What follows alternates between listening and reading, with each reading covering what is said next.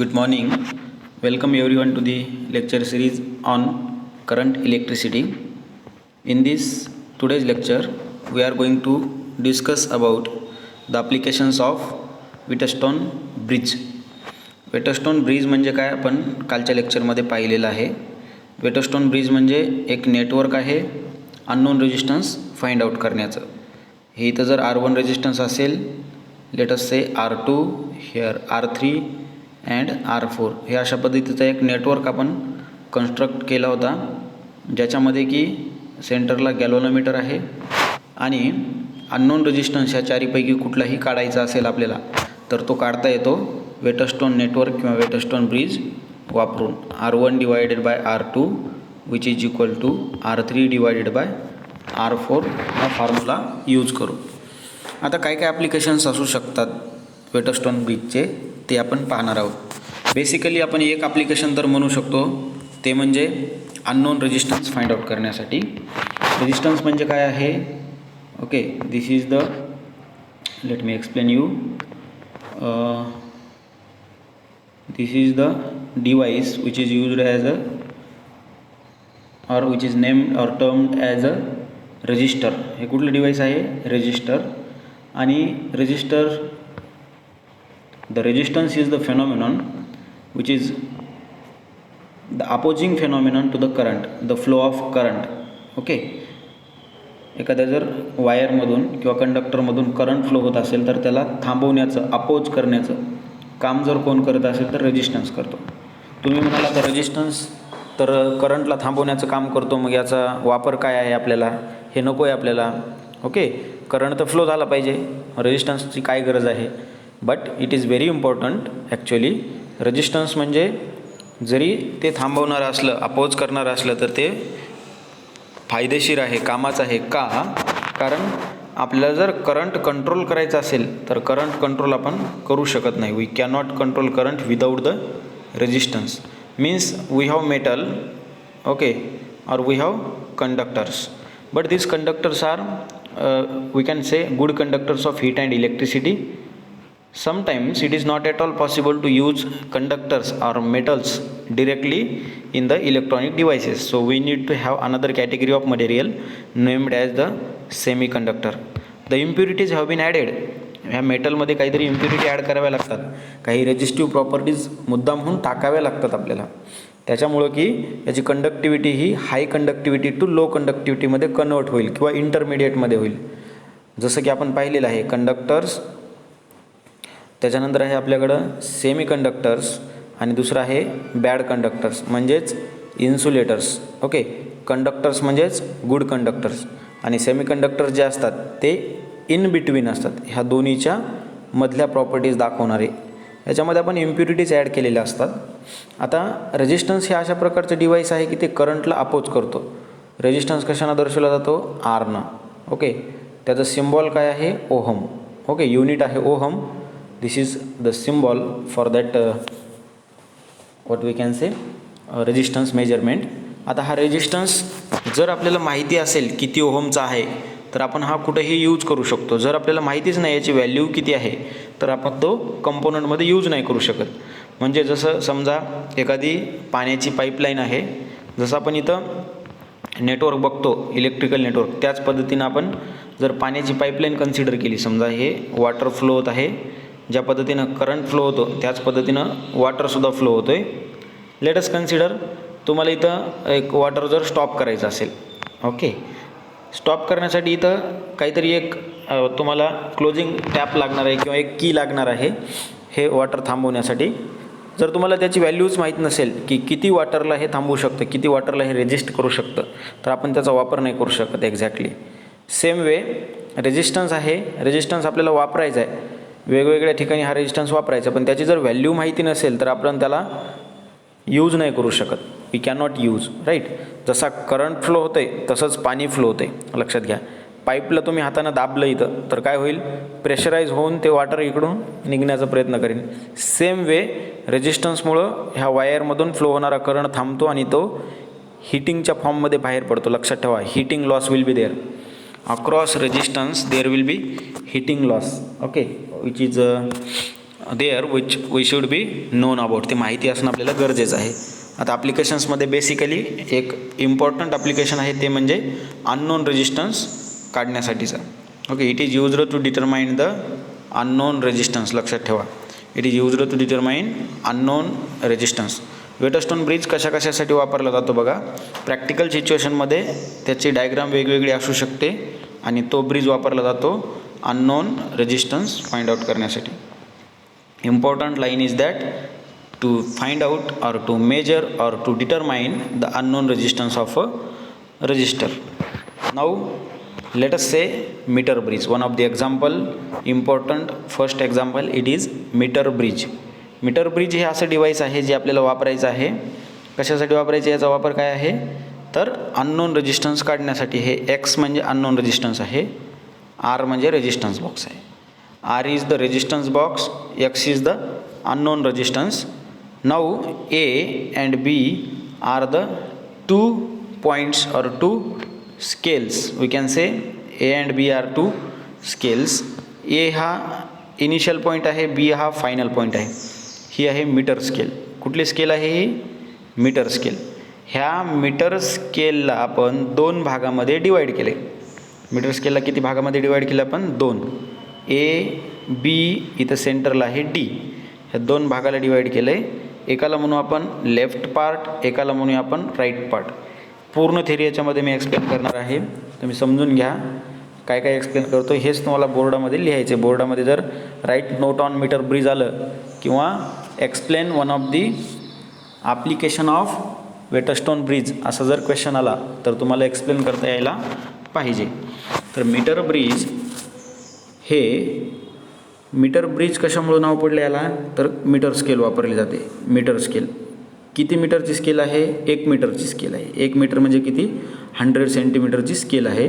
100 सेंटीमीटरची ही scale वापरली आपण इथं. ह्या 100 सेंटीमीटरच्या स्केलला दोन भागामध्ये डिवाईड केलं आहे. Exactly 50-50, 50% A to D, 50% D to B. आता एक पार्ट जो आहे त्याला आपण म्हणूया लेफ्ट पार्ट. नेक्स्ट पार्ट आहे तो आहे right part. LG means left to the galvanometer, right to the galvanometer और right gap, left gap. Now C is the another block of connecting metal surface between two blocks, right. आता X आणि R हे रेजिस्टन्सेस आहेत. हे X म्हणजे unknown resistance आहे, R म्हणजे resistance box आहे नोन. ओके, ह्याला म्हणायचं नोन, माहिती असलेला रेजिस्टन्स, आणि ह्याला काय म्हणायचं आहे अननोन. आपण वेटस्टोन ब्रिजमध्ये बघितलं होतं असे 4 रेजिस्टन्स घेतले होते आपण. 1 2 3 4. या चारीपैकी 3 माहिती होती आपल्याला, एक माहिती नव्हता तर तो काढला होता आपण. त्याच पद्धतीने इथं काय आहे, आता रेजिस्टन्स बॉक्स म्हणजे नोन, हे X म्हणजे काय अननोन, याची व्हॅल्यू काढायची आहे. आता बघा त्याच्या सेंटरला वापरला आपण गॅलोनोमीटर. तिथंसुद्धा गॅलोनोमीटर वापरला होता, इथंसुद्धा गॅलोनोमीटर वापरायचं आहे. लेट अस से R1 R2, इथं ह्याला म्हणूया आपण R3 R4. Likewise we can take the ratio. अशा पद्धतीने रेशोसुद्धा आपण घेऊ शकतो. बघायचं कशा पद्धतीने घ्यायचं आपल्याला ते. गॅलोनोमीटर सेंटरला आहे. IG जर 0 असेल, IG which is equal to 0, म्हणजे गॅलोनोमीटरमधून जाणारा करंट जर 0 असेल तर ब्रिज काय झालं, आता बॅलन्स झाला आपण म्हणू शकतो. Bridge is balanced. बॅलन्स होणं म्हणजे काय, संतुलित होणं, म्हणजे कुठंच जास्त फ्लो नाही आहे. जसं आपण मागच्या एक्सप्लेनेशनमध्ये बघितलं होतं की याच्यामधून फ्लो होणारा करंट काय होता 0, म्हणजे इथं आणि इथं पोटेन्शियल काय होतं सेम पोटेन्शियल ॲट 2 पॉईंट्स. दोन्ही पॉईंटला सेम पोटेन्शियल असेल. हे डायग्राम समजून घ्या, थेरी लिहिता येईल. डायग्राम नाही समजली थेरी लिहिता येणार नाही. जे इज द जॉकी और we call it as a tap key. Tap कीसुद्धा म्हणतो त्याला आपण. ओके, टॅप की और jockey which we can take out and which we can place at every point on this scale, meter scale, to balance the network balance करण्यासाठी किंवा bridge balance करण्यासाठी किंवा resistance बॉक्समधला resistance balance करण्यासाठी आपण ह्या tap कीचा वापर करून वेगवेगळ्या पॉईंटवरती ते बॅलन्स करू शकतो ह्या A आणि Bच्या मध्ये. हे E काय आहे, सोर्स ऑफ EMF, बॅटरी, की ऑन ऑफ स्विचिंगसाठी वापरली जाणारी प्लग की आहे रिओस्टेट. रिओस्टेट म्हणजे असतो व्हेरिएबल रेजिस्टन्स. लिहून घ्या RH म्हणजे काय आहे, व्हेरिएबल रेजिस्टन्स. काही रेजिस्टन्सेस आहेत फिक्स्ड, ज्यांची की व्हॅल्यू फिक्स आहे, पण रिओस्टेट अशा प्रकारचा रेजिस्टन्स आहे किंवा अशा प्रकारचा रेजिस्टर आहे ज्याची व्हॅल्यू आपण व्हॅरी करू शकतो. Okay, changing resistance, changing in the sense we can vary it. Okay, याला टॅप करून आपण वेगवेगळ्या ठिकाणी ठेवून याची व्हॅल्यू, रेजिस्टन्सची व्हॅल्यू चेंज करू शकतो. आणि काही जे असतात ते फिक्स्ड असतात. तर हे रिओस्टेट म्हणजे अशा प्रकारचा रेजिस्टन्स आहे ज्याची की व्हॅल्यू आपण चेंज करू शकतो. आपल्याला फाइंड आउट करायचं आहे X, R is known, LX, LR are the known values. मग काय आहे बॅलन्सिंग कंडिशन? बॅलन्सिंग कंडिशन आहे x/r which is equal to RAD divided by RDB. RAD means this part and DB means this part. Resistance across this part is the RAD. Resistance across this part is known as the RAD. Resistance across AD wire. दुसरं महत्त्वाचं आहे ते म्हणजे resistance across, second one resistance across DB, resistance across DB. Resistance across AD is one thing, RAD. Resistance across DB is second thing, it is RDB. RAD आणि RDB दोन गोष्टी आहेत. x/r, x म्हणजे काय आहे, अननोन रेजिस्टन्स x, r म्हणजे resistance r. इथं बघा, x divided by r, x divided by r. RAD divided by RDB means resistance across x divided by resistance across r. Okay, RAD and RDB are the resistances of the part AD and DB of the connecting wires, resistance of the wire which is used, and length of the wire is L, rho is the specific resistivity. आणि हे सर्व value जर ठेवले आपण तर final expression जे काही मिळणार आहे ते एक्सप्रेशन आहे x is equal to LX divided by LR into R. x is equal to LX divided by LR into R. लक्षात घ्या काय मिळणार आहे expression. The unknown resistance x which is equal to LX length across x and LR length across R. इथं x resistance आहे, इथं R resistance आहे. याच्या अक्रॉसची लेंथ आणि याच्या अक्रॉसची लेंथ यांचा रेशो असणार आहे. तर रेशो ऑफ टू लेंथ्स. लक्षात आलं. So x is equal to LX divided by LR. x is equal to LX divided by LR into R. This is what the resistance is. So R, LX and LR, the values of unknown resistance can be determined by using this one. ह्याचा वापर करून आपण अननोन रेजिस्टन्सच्या value काढू शकतो. Okay, so with this again we have one thing, listen to me. ॲप्लिकेशन्समध्ये meter bridge बघितलं आहे आपण. मीटर ब्रिजच्या नंतर दुसरं एक ॲप्लिकेशन आहे ते पण लगेच बघून घ्या. The Wheatstone bridge is used for measuring the values of very low resistances precisely means correctly, accurately. Accuracy जास्तीत जास्त मेंटेन करण्यासाठी किंवा मेजर करण्यासाठी. कशाची? Very low resistance. खूप कमी रेजिस्टन्सेस जे आहेत, व्हेरी लो रेजिस्टन्सेस आहेत, त्यांची व्हॅल्यू प्रिसाइजली मेजर करण्यासाठी, ॲक्युरेटली मेजर करण्यासाठी आपण हे वापरू शकतो डिवाइस, किंवा आपण हे मीटर ब्रिज किंवा वेटस्टोन ब्रिज आपण वापरूया. We can also measure the quantities such as galvanometer, resistance, capacitance, inductance and impedance using the Wheatstone bridge. These are the what we can say phenomenons. We can also measure the quantities, physical quantities such as galvanometer resistance RG, गॅलोनोमीटरचा जो resistance आहे तो measure करू शकतो आपण. Capacitance C, inductance L and impedance Z using the Wheatstone bridge. Wheatstone ब्रिजचा वापर करून आपण कॅपॅसिटन्स, इंडक्टन्स, इम्पिडन्स आणि रेजिस्टन्स ऑफ द गॅलोनोमीटर आपण मेजर करू शकतो.